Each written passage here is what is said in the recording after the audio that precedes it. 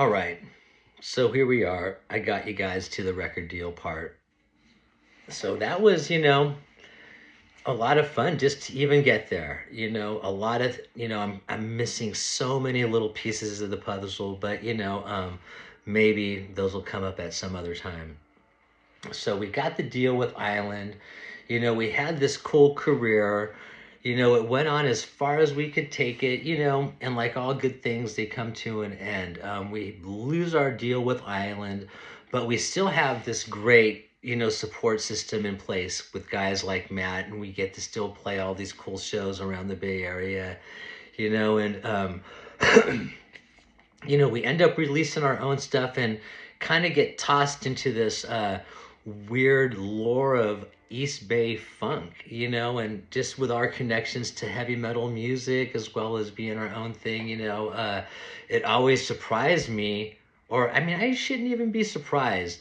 The love and the support that we got from the local San Francisco, Oakland, Bay Area music scene, they did not give one friggin' shit if we had a deal or not. We had friggin' fans, and that's all that friggin' matters because, you know, the Northern California Bay Area music scene is about as good as it gets. I just did a gig a couple of weeks back, and it's just a testament, a reminder to how kick-ass our scene is.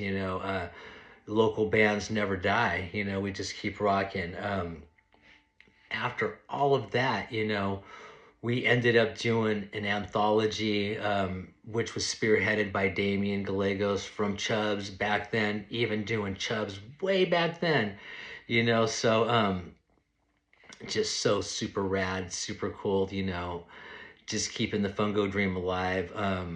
Our brother Gary Avila, let's not forget to talk about him. I mean, he was one of the guys that spearheaded early Fungo, the Fungo comeback with some amazing shows, just ridiculously killer shows, so you just never know where we're going to sneak up.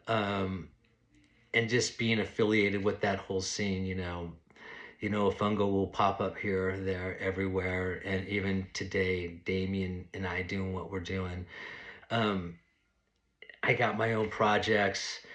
I got my own songs, but in the back of my head, Fungo will live forever. EDFL, everyday Fungo life. Everybody asks me, what does that mean? What does EDFL mean? Everyday Fungo life.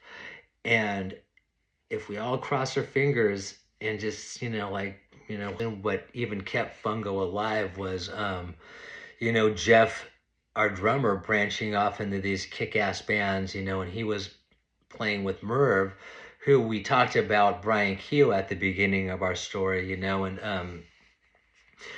they were in a band together, and we found ourselves at a point where we didn't have a bass player, and to have a guy like Craig McFarland step into the situation, and Jeff and him had this whole, reading each other's mind, back history, where we were so lucky to have him aboard and to keep the band going and doing cool shows and taking us into a whole different musical direction and helping us record, later demos. And, people hear Raindrops and,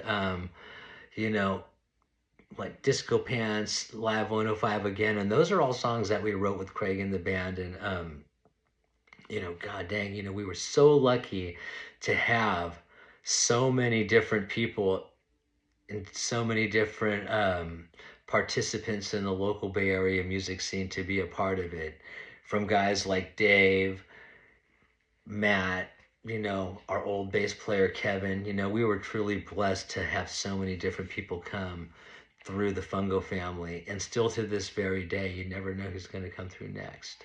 Musicians that have played with us, we've been so lucky to have this amazing horn section, with guys like Dave Ryle, who I mentioned earlier, Les Harris, who were both members of the band Dot 3. We had Kenny Schick, who played guitar, one of my favorite guitar players, who also played on our record, and it's just like being surrounded by all these guys. Chris Mont, the list doesn't stop, and even this last session that we did at Damien's studio, you know, having new players come in and out of the family all the time. So the Bay Area music scene is definitely alive and well.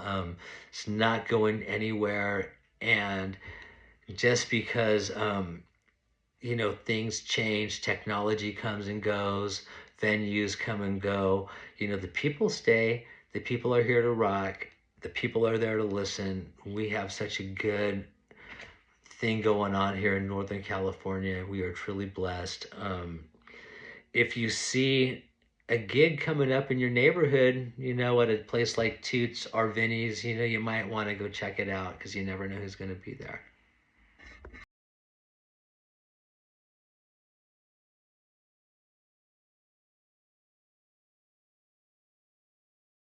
Trọng nhất ánh mắt con gái gia đình tôi đó là niềm tự hào lớn nhất. Không nhìn lại, không nhìn về sự mơ nhạt, chỉ học lấy bài học. Những cây cầu tôi đó là lịch sử, là lịch sử, là lời tiếng best, là lịch sử. Dưới bầu trời mở nhịp điệu này là lời cầu nguyện, sự phục hồi này là lý do. Xem bạn thiết kế, cùng chúc tâm hồn tôi xây lại nên